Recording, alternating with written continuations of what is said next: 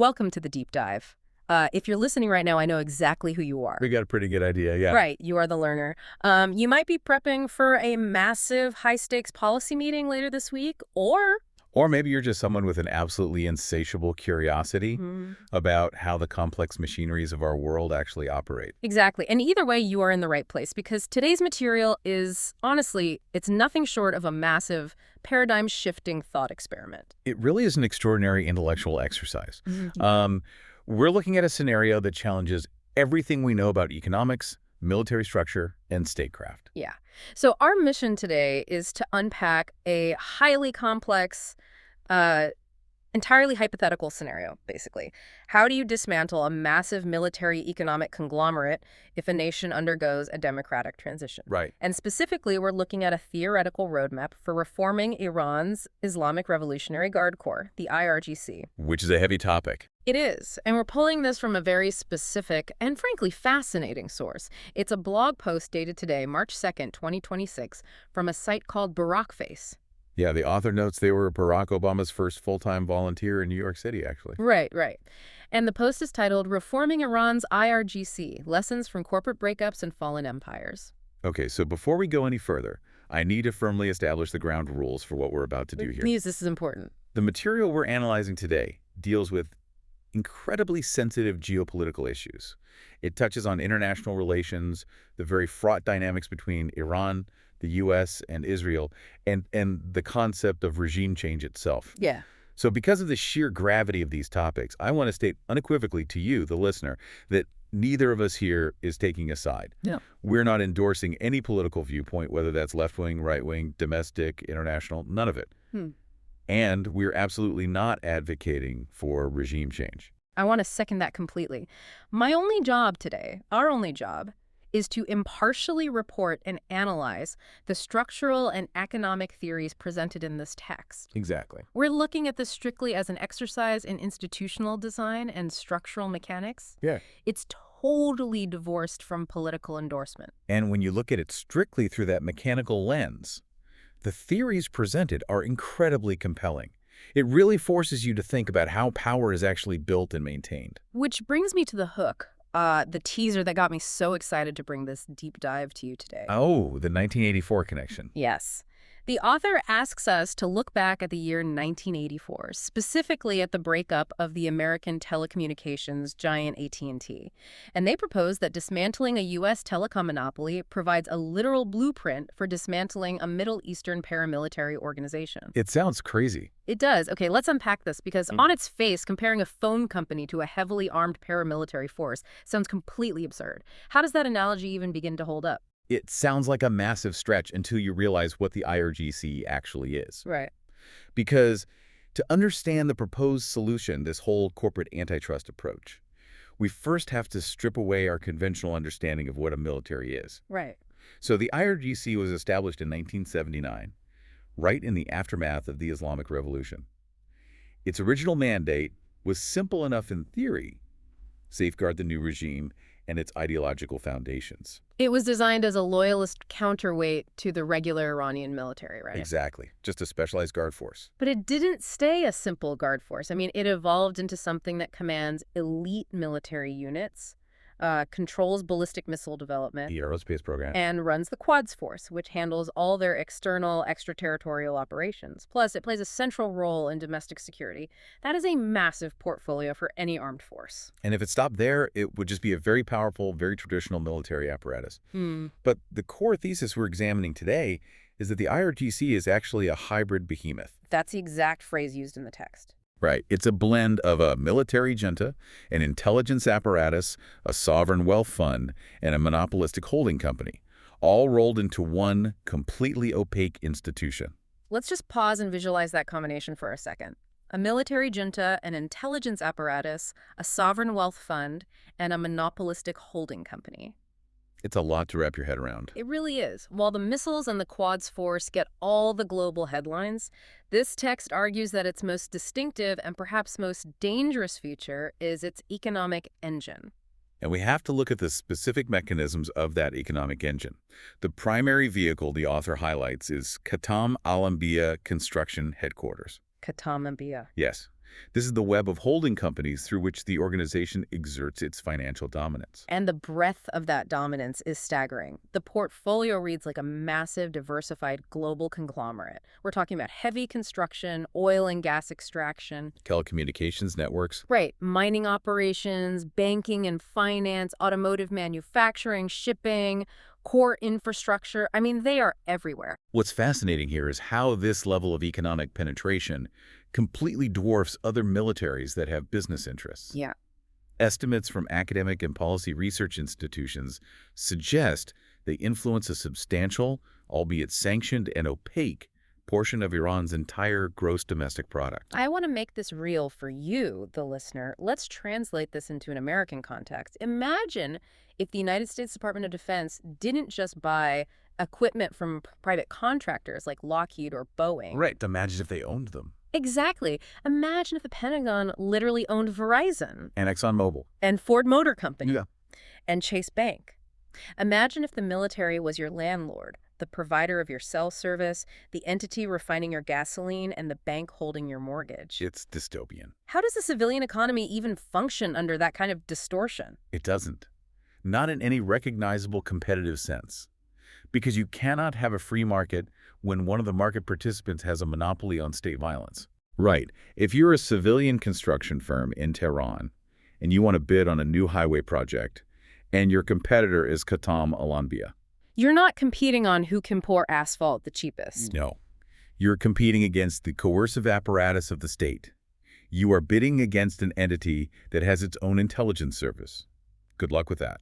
But wait, militaries having side hustles isn't entirely unique, right? Don't other countries have armed forces with business interests? They do, and Pakistan is the classic comparative example brought up in this context. Right, the Pakistani military. Yeah, they have significant economic foundations. They produce cereal, they manufacture cement, they run real estate developments. Okay. But the argument here is that even in Pakistan, the depth and centralization of that economic penetration do not approach the scale and total unaccountable autonomy of the IRGC. We're talking about an entity where the military DNA is completely spliced into the economic DNA of the entire nation. Which means there are no modern equivalents to look at for a solution. You can't just look at a neighboring country and copy their homework. No, you can't. So to find a parallel, we have to look backward. This introduces a historical analogy from the blog post that I found incredibly compelling. The 19th century East India Company. Oh, the East India Company, the world's first true multinational corporation. Right.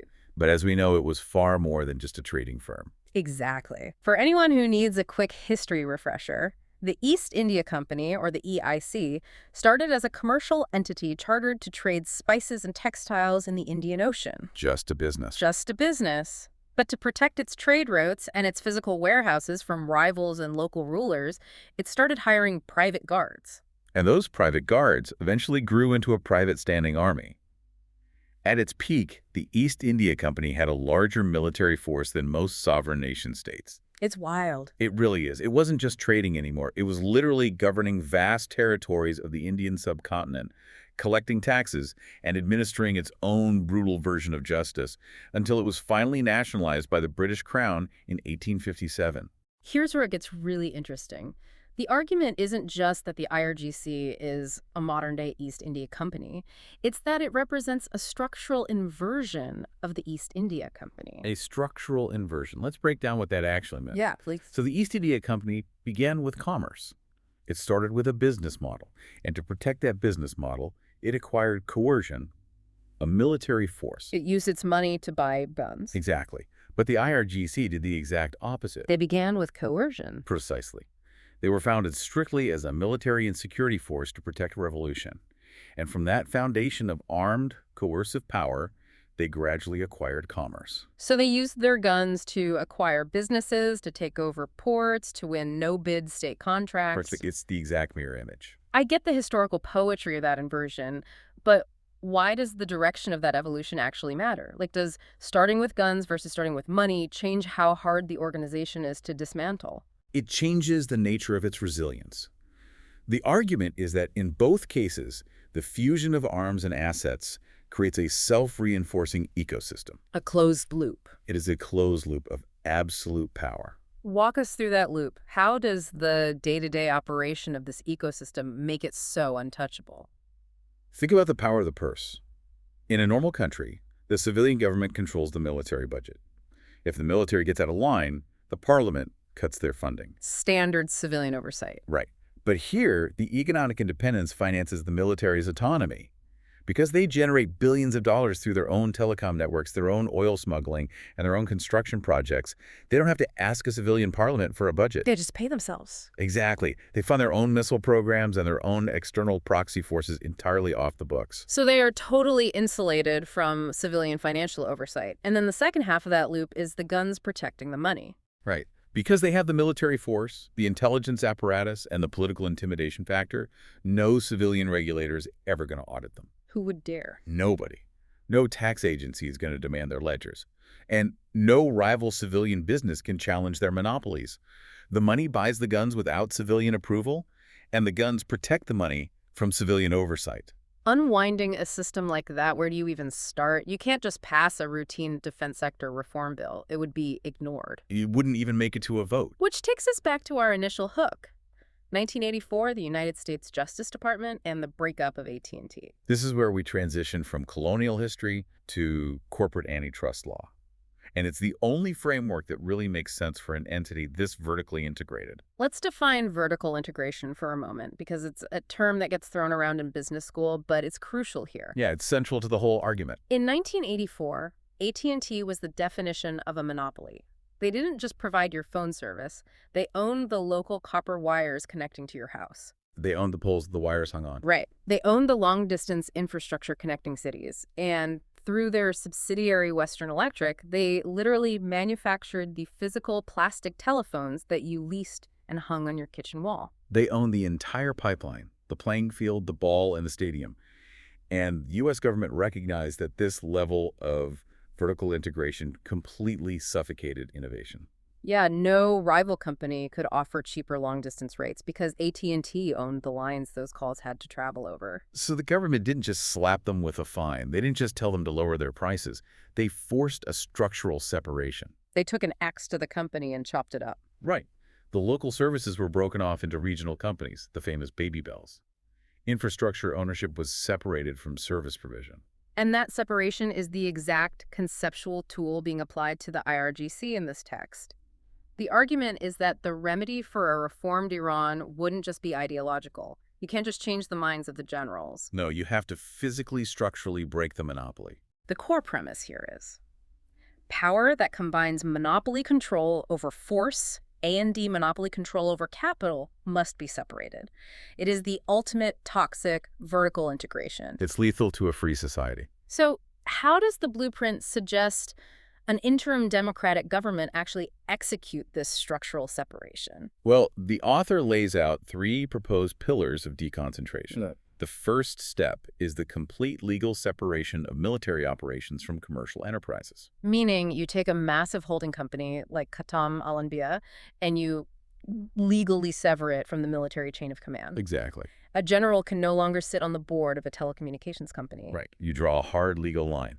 The second pillar is independent auditing of all affiliated companies. You have to send in forensic accountants to open the books. You have to untangle the web of shell companies to see where the revenue is actually coming from and where it has been going. I have to push back there. You're talking about sending clipboard-carrying accountants into offices previously run by an intelligence apparatus? It sounds like a suicide mission. It does. How do you actually enforce an audit on people who are used to operating with total impunity? That is the most dangerous friction point of the entire transition, and we will get to the blowback shortly because it's a huge issue. But legally, structurally, it has to be mandated, Okay. which leads to the third pillar, public disclosure of ownership structures and financial flows. Sunlight as a disinfectant? Exactly. Okay. If a seemingly private front company actually owns a major shipping terminal, the public and the new government needs to know who the ultimate beneficial owner is. Right. The stated goal of these 3 pillars isn't just punishment, it is deconcentration. Deconcentration, it sounds like a bureaucratic buzzword, but in this context, it's actually a survival strategy for a new democracy. It is the only way a new democracy survives. Yeah. Because concentrated economic military power distorts everything around it. If one unelected entity holds all the capital and all the force, The legislature is powerless, the courts are terrified, and the market is rigged. By separating the force from the capital, you diffuse the existential risk to the state. You turn one giant, untouchable monolith into several smaller, manageable administrative and legal problems. But theory is clean and reality is incredibly messy. Oh, always. Writing independent auditing on a whiteboard is easy. Actually, disassembling an organization that employs tens of thousands of people and runs the country's infrastructure it's walking a tightrope over a volcano. Which brings us to the immense dangers of post-authoritarian transitions. The historical models we have to look at here are places like Eastern Europe after the fall of communism, or South Africa's transition away from apartheid. Very fragile moment. Incredibly fragile. In these massive societal shifts, governments are always caught between two opposing catastrophic dangers. The dilemma of transitional justice. Yes. If you're the new democratic government, you're facing two extremes. Overly lenient amnesty versus overly aggressive purges. Let's look at the first danger. Say the new government comes in and says, we want peace, we want to look to the future. Everyone gets blanket amnesty for what they did under the old regime.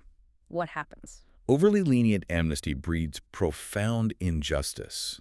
It destroys the moral legitimacy of the new government on day one. Because the victims are watching. Exactly. If senior officials who oversaw severe human rights abuses or who looted billions of dollars from the state are allowed to just walk away and keep their ill-gotten wealth, the public will rebel. They'll feel betrayed. The citizens who suffered under that system will view the new democracy as nothing more than the old elite operating under a new flag. It breeds a cynicism that can fatally undermine a fragile new state. Okay, so blanket amnesty is out. But what about the other extreme? What if the new government decides to purge everyone? What if they pass a law saying anyone who ever received a paycheck from the IRGC or its affiliated companies is banned from public life and fired immediately? That leads to the second danger: catastrophic destabilization. This isn't just a small cabal of generals at the top. This organization is deeply woven into the mundane fabric of the state. Right, it's not just the guys with the guns. No. If you suddenly fire every civil engineer, every local logistics manager, every IT specialist who had an affiliation with Qatam al-Anbiya, you don't just lose institutional knowledge. You literally paralyze the country. The paragrids fail. The supply chains for food and medicine collapse. Not to mention, you just created a massive unemployed shadow army. If you fire tens of thousands of military-trained young men and take away their livelihoods, aren't you just guaranteeing an armed insurgency? You're practically begging for warlordism. Yeah. We connect this to the bigger picture. That is exactly how you create organized crime syndicates or a devastating civil war overnight. The economic reality of dissolution is just as pressing as the moral reality. So the blueprint proposes a highly specific tiered justice system to walk this tightrope. A tiered system. Okay, how does that break down? Who goes to trial and who gets to keep their job? It breaks down into three pragmatic levels. The first tier addresses the top leadership. Senior officials implicated in directing human rights abuses or orchestrating massive corruption. The architects. Yes. For this group, the proposal is strict prosecution under due process standards, no amnesty for the architects of the abuses. They face formal legal trials. Okay, the top gets prosecuted. What about the middle layer? The functionaries. The second tier is for the mid-level management, the people who are following orders, managing the systems, but perhaps not the ones designing the atrocities. For them, the suggestion is review by transitional justice commissions. Something akin to the Truth and Reconciliation Commission in South Africa. Very similar, yeah. The goal there is truth-telling. The state needs to understand how the system actually functioned, where the money went, and how the supply chains operated. It's an information-gathering exercise. Right. It's a path to accountability that focuses on disclosure rather than mass incarceration, because no fragile judicial system could handle tens of thousands of complex corruption trials simultaneously. It would just break the courts. Completely. And the final tier, the rank and file. The young men who joined the lower rungs because it was literally the only way to get a paycheck in a sanctioned economy, or because it was a mandatory requirement for their career progression. For the rank and file, the approach has to be entirely forward-looking. The proposal focuses heavily on reintegration pathways. Meaning what, practically? This means active retraining programs, civic education, and a clear path to employment in the civilian sector. You have to give them a tangible economic stake in the success of the new democratic society. Because if you don't, if the new system cannot feed them, they will find someone who can. usually an extremist group or an organized crime syndicate. Right. So what does this all mean for the actual physical stuff? We've talked about the legal separation and the human element, the justice tiers, but Khatam Al still owns physical cement factories, fiber optic networks, and oil rigs. What happens to the actual assets of the behemoth? This is where the structural theory meets macroeconomic policy. The blueprint lays out a highly sophisticated, three-pronged economic strategy for reimagining this vast corporate portfolio. Because you can't treat it all the same. Exactly. You cannot treat a telecommunications company the same way you treat an oil field. They require differentiated treatment. Let's walk through these three categories because this is where the rubber meets the road. Category 1 is competitive sectors. This includes industries like telecommunications, commercial construction, and consumer manufacturing. How do we handle those? For these industries, the recommendation is transparent privatization. The goal is to take these monopolized assets and introduce them into a genuine competitive free market. Okay, I have to say, I hear the word privatization and my alarm bells immediately go off. Sure, because of the history. Yeah, we've seen this movie before. You look at Russia in the 1990s after the fall of the Soviet Union. State assets were supposed to be privatized, but what actually happened was oligarchic capture. Yes. A handful of political insiders bought billion-dollar state factories for absolute pennies. How do you prevent a new Iranian government from just handing these massive telecom and construction firms over to the new politicians' cousins? It is the single biggest risk of the economic transition, and the blueprint is acutely aware of it. To prevent oligarchic capture, you cannot just hold a fire sale. You have to build an incredibly strict framework first. What does that framework look like? Give me the steps. It requires three things before a single asset is sold. First, international auditing firms must be brought in to accurately value the assets. Right. You have to know what a factory is actually worth before you sell it. Right, no selling a billion-dollar refinery for 10 grand. Exactly. Second, you need robust, independent anti-corruption oversight bodies with the power to halt any suspicious transaction. And third, you must mandate open, competitive bidding frameworks that allow international and domestic civilian firms to compete fairly. The goal is genuine market formation, creating real competition, not simply transferring a monopoly from military hands to politically connected civilian hands. Okay, so that handles the competitive stuff, but some things shouldn't be fully privatized. Category 2 is strategic sectors. We're talking about the lifeblood of the nation, energy extraction, oil and gas, and core national infrastructure. For these critical sectors, the proposal suggests they should remain publicly owned. But their governance structure must be radically, fundamentally reformed. You have to depoliticize the management. And the blueprint points to two specific global models as comparative frameworks: the Norwegian sovereign wealth model and Singapore's Temasek model. Two excellent examples. Let's actually explain how those work, because they are brilliant examples of how a state can own something without ruining it. Let's start with Norway.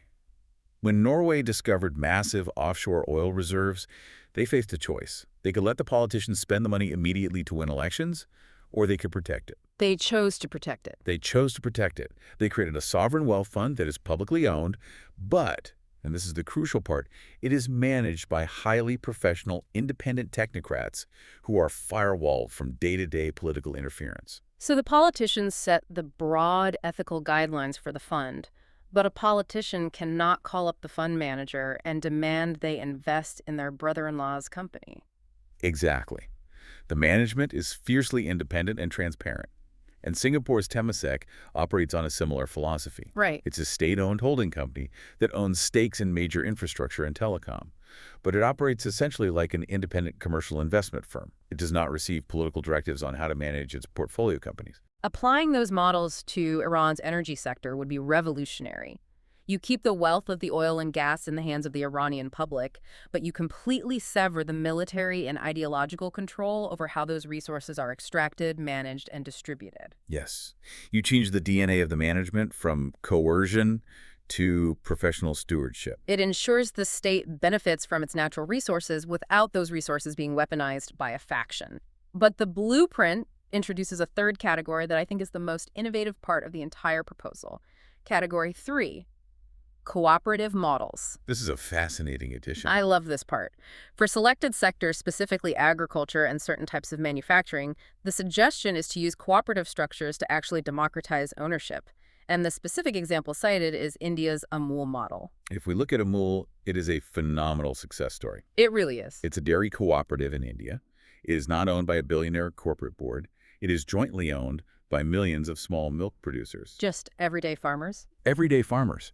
They pooled their resources to build processing plants and a globally competitive logistics network. But the value generated is distributed broadly back to the farmers themselves. Think about what that would mean in practice in Iran.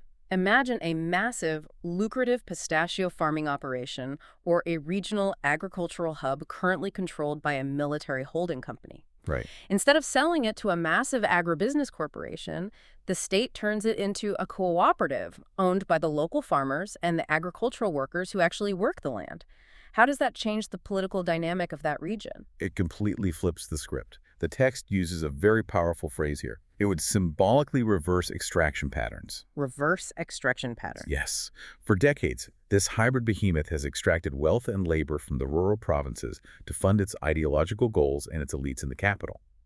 By handing ownership of the land and the production facilities directly back to the workers via a cooperative, you are physically reversing the flow of wealth. You broaden capital ownership, you immediately reduce wealth inequality, and you give regular citizens a tangible, profitable stake in the new system. It builds loyalty to the new democracy. Exactly. The blueprint concludes this point by saying, economic reform, in this sense, becomes social reconciliation. You heal the society by fundamentally restructuring who profits from the labor. It is a profound concept, but it brings us to a hard logistical reality. Always a catch. If you dismantle this massive economic engine and you fundamentally change the nature of the state, what happens to the military itself? Because a new democratic Iran is still going to be a large nation in a very complex, turbulent region. It will absolutely still need a national defense force. But it won't need the kind of military it currently has. The argument is that a democratic government focused on domestic prosperity and integration into the global economy wouldn't need expeditionary or proxy-based doctrines. No. It wouldn't need a shadow army funding and running proxy conflicts across the Middle East. The military footprint would shrink significantly. It would transition from an ideological expansionist force back to a traditional, constitutionally bound border defense force. And this downsizing presents an extraordinary, once-in-a-generation macroeconomic opportunity. The massive release of human capital. Let's talk about the brain drain and the talent lockup that is currently happening inside this organization. Think about the types of professionals required to run a hybrid behemoth of this scale. We are not just talking about infantrymen. Right. It's not just guys carrying rifles. The organization has consumed thousands of brilliant minds. Civil engineers trained in complex infrastructure, logistics specialists capable of managing massive, heavily sanctioned supply chains. Top-tier IT and cybersecurity professionals running digital operations. And project managers with deep experience operating enormous construction projects. Right now, all of that incredible talent is harnessed to serve an ideological and military agenda. They are building dual-use infrastructure, managing covert financial networks, or running offensive cyber operations. But what happens if you release them? You experience a massive influx of highly capable agents of diversification into the private sector. Imagine taking an engineer who has spent the last decade building reinforced underground missile silos and putting them in charge of designing and building a new national high-speed rail network for civilian transport. Or taking those logistics experts who manage to keep covert supply routes open despite crushing international sanctions and letting them optimize a modern, globalized export supply chain for Iranian consumer goods. The blueprint specifically points to technology, renewable energy, and infrastructure modernization as the ideal landing zones for this talent. Which makes perfect sense. And this ties directly back to Iran's historical macroeconomic vulnerability, its heavy reliance on oil exports. By redirecting this immense pool of engineering and technical talent toward tech and renewables, you dramatically strengthen the country's macroeconomic resilience. It is the ultimate modern expression of turning swords into plowshares. Rather than serving as instruments of ideological enforcement, these professionals become the architects of a modern, diversified economy. It is a highly optimistic, inspiring vision. But But we must pivot to the brutal reality of implementation. Because you don't just politely ask a hybrid military economic empire to surrender its billions of dollars in wealth and its total political power and expect them to quietly hand over the keys and retire. Exactly. The empire strikes back. No entrenched elite has ever dismantled their own monopoly voluntarily. They will fight tooth and nail to maintain their privilege. The blueprint actually lays out the specific playbook of sabotage we should expect. Let's examine the likely tactics of resistance. First, they will seek to obstruct the audits. Right, those forensic accountants we talked about. When those independent forensic accountants finally show up at the headquarters of Qatam al-Anbiya, what are they going to find? They're going to find deleted hard drives, server rooms that mysteriously caught fire, missing paper ledgers, and a wall of impenetrable bureaucratic stonewalling. Oh, we don't have that file. It's classified for national security. Exactly, classic obstruction. Second, they will attempt massive capital flight and asset stripping, so stealing it before it can be taken. If they know privatization or nationalization is coming, they won't wait for the gavel to fall. They will try to quietly sell off the most valuable subsidiaries to offshore shell companies controlled by their loyalists.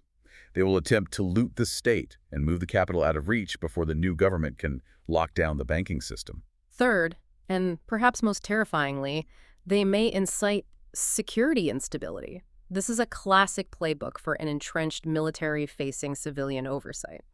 If you threaten their economic power, they might allow or even covertly provoke a domestic crisis or a border skirmish. The goal of that instability is to prove to the public and the new government that they are still indispensable, to force the civilian leadership to say, okay, we need you to handle this crisis. We will back down on the audits for now. And finally, they will mobilize their loyalist networks. They've spent decades building patronage networks, business partners who rely on their contracts, politicians they have funded, and ideological hardliners. They will activate those networks to create legislative gridlock, organize protests, and run disinformation campaigns against the reforms. This raises an important question. How do you actually survive this pushback? Yeah, how? If you're an interim democratic government, likely fragile, likely dealing with a dozen other crises facing a monolith that controls the money, the guns, and the data, how do you prevent them from derailing the entire transition? The blueprint doesn't just list the problems. It provides a specific set of required countermeasures. You can't rely on goodwill. You need a hardened, multi-layered strategy. The first critical countermeasure is international monitoring support. The interim government simply cannot do this alone. They need the technical expertise of international financial institutions to track the hidden assets and validate the audits, and they need the geopolitical backing of the international community to deter the military from attempting a hard coup. The second is phased implementation. You cannot break up the behemoth on a Tuesday. It has to be methodical and strategically sequenced. You might have to secure the banking sector and freeze international transfers first to stop the looting before you even attempt to physically take over the construction headquarters. The third countermeasure is broad domestic coalition building. This is vital for political survival. You need the people on your side. The new government must ensure that the civilian business community, the labor unions, the student groups, and the general public all clearly understand that dismantling this monopoly is in their direct personal economic interest. The public must be the ones demanding the reform, so it isn't just seen as a technocratic exercise. Which flows perfectly into the fourth point. Incredibly clear, relentless public communication. The government has to explain exactly what they're doing, why they're doing it, and how it will directly benefit the average citizen. If they don't fill the information vacuum, the entrenched elites will fill it with disinformation, claiming the new government is selling out the country to foreigners. If we pull our historical analogies back into the frame, they remind us of the endurance required for this kind of fight. The East India Company was ultimately dissolved, yes, but only after a massive legitimacy crisis, horrific mismanagement, and a bloody rebellion finally exposed its profound governance failures to the British public. And AT&T was broken up, but that wasn't a quick process. It took years of sustained, relentless legal warfare and regulatory pressure from the U.S. Justice Department to finally force the divestiture. The lesson is that structural transformation of this magnitude requires immense political will and institutional endurance. It is a generational struggle, not a 100-day policy sprint. Which perfectly sets up the final philosophical elevation of this entire piece. We move beyond mechanics of audits, asset sales, and phased implementation, and we ask a much larger question about the fundamental nature of a modern state. The blueprint forces us to confront a core non-negotiable issue of governance. It isn't just about the IRGC as an isolated, problematic organization. It is about a foundational principle. Should coercive power, the people legally authorized by the state to use violence, ever be allowed to control commercial life? The author's answer is an unequivocal, resounding no. The text lays out three indispensable pillars of modern democratic governance. If you want a state that serves its people, these three rules cannot be broken. Let's lay them out. The first pillar is that the military must be strictly subordinated to civilian authority. The generals are there to advise on security, but the elected civilians make the decisions. And crucially, the elected civilians hold the purse strings. The second pillar is that markets must operate under the rule of law, not armed patronage. A business should succeed, win contracts, and grow because it offers a better product at a better price or innovates a better solution. It should never succeed simply because its CEO commands an artillery brigade that can intimidate competitors and regulators. And the third pillar is that accountability mechanisms must be entirely independent of force. The judges, the forensic auditors, and the anti-corruption commissions must have the absolute power and security to investigate the military apparatus without any fear of violent reprisal or assassination. The blueprint warns that where these boundaries blur, where the military, the market, and the judiciary merge into one opaque hybrid behemoth, the results are universally disastrous. Innovation stagnates because there is no competition. Corruption flourishes because there is no oversight. And political competition narrows until it disappears entirely. Therefore, the reform of this entity represents far more than just administrative restructuring or corporate reorganization. It is the literal redefinition of the social contract between the Iranian state and its citizens. And that leads to a metaphor the author uses near the end, which I think is the perfect encapsulation of this entire thought experiment. The author describes the current structure of the IRGC as a monolith. It is opaque, vertically integrated, completely insulated from market discipline, and terrifyingly solid. It is a giant, impenetrable block of consolidated power. But the ultimate goal of a democratic transition, drawing on all these complex lessons from AT&T's antitrust breakup to the Imperial cooperative model, is to transform that monolith into a mosaic. From a monolith to a mosaic, I absolutely love that framing. It is a deeply powerful image. Think about the physical properties. A monolith is one unyielding block. A mosaic is composed of multiple distinct, colorful pieces. The goal is to create multiple distinct institutions with clearly defined roles, transparent governance, and broadly distributed ownership. The power is broken up, decentralized, and arranged in a way that serves the beauty of the whole picture rather than casting a shadow over it. The author doesn't sugarcoat how hard this will be. The blueprint acknowledges that this process would be turbulent, dangerous, and fraught with the risk of failure. It demands immense physical courage, high-level technocratic competence, and intense, durable political consensus. But the piece concludes with a message of profound hope, grounded in the reality of historical precedent. The piece states, quote, "Ultimately, reforming such an entity would not simply be about dismantling power. It would be about rebalancing it so that the state serves the economy serves society, and the military serves the Constitution rather than a ruling ideology." And the final line of the essay is a reminder we all need when looking at seemingly intractable global problems. History shows that even the most formidable structures can be reassigned. The question is not whether reform is technically possible. It is whether the political moment and collective will align to make it inevitable. It is an incredibly fitting conclusion. It reminds us that human institutions, no matter how deeply entrenched, intimidating, or seemingly permanent, are ultimately constructed by humans. And because they were built by humans, they can be dismantled, audited, separated, and redesigned by humans. So, learner, we have taken you on a massive, winding, intellectual journey today. We started by trying to grasp the sheer, terrifying scale of a hybrid military economic behemoth that exerts control over vast swaths of an entire nation's GDP. We traveled back to the 19th century to look at the rise and fall of the East India Company. And forward to 1984 to examine how the U.S. government used antitrust law to break up the AT&T monopoly. We explored the treacherous, high-stakes tightrope of transitional justice, trying to balance the moral necessity for accountability against the massive economic risks of triggering mass unemployment and institutional collapse. We looked at highly innovative economic models, from the firewalled professionalism of Norway's sovereign wealth fund to the democratized ownership of India's Amul cooperative, as practical ways to reimagine state assets. We envisioned an optimistic future where brilliant engineers and logistics experts are freed to build green energy grids and high-speed rail instead of underground bunkers and covert supply lines. And we confronted the brutal, tactical reality of the resistance that entrenched elites will inevitably mount to protect their privilege. All of this to understand what it actually takes to redefine the social contract of a modern state, turning a monolith of unaccountable power into a democratic mosaic. It has been an incredible mental exercise in applying corporate antitrust philosophy to the realm of high-stakes geopolitics. But before we officially sign off, I want to leave you, the listener, with one final provocative thought, something to mull over that builds on the warnings we discussed about how entrenched elites will try to hide their assets during a transition. The author states that history proves even the most formidable structures can be redesigned, and it's just a matter of political will. But I know there's a but coming. There is a massive but. Think about this. In the era of the East India Company, or even during the AT&T breakup in the 1980s, wealth was mostly physical and traceable.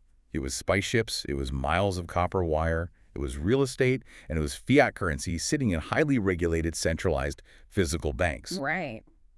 But today, we live in an age of encrypted communications, digital offshore shell companies, and decentralized crypto finance. If a modern, highly sophisticated, hybrid military economic empire truly wanted to hide its vast billions during a messy democratic transition, could any international auditing body, no matter how well-funded or politically backed, actually find the money before it disappears forever into the blockchain ether? That is a chilling question, and it really exposes the limits of historical analogies in the digital age. It's a perfect place to leave it. Thank you for joining us on this incredibly deep exploration. Keep questioning the structures of power around you, keep looking for the historical parallels, and as always, keep learning.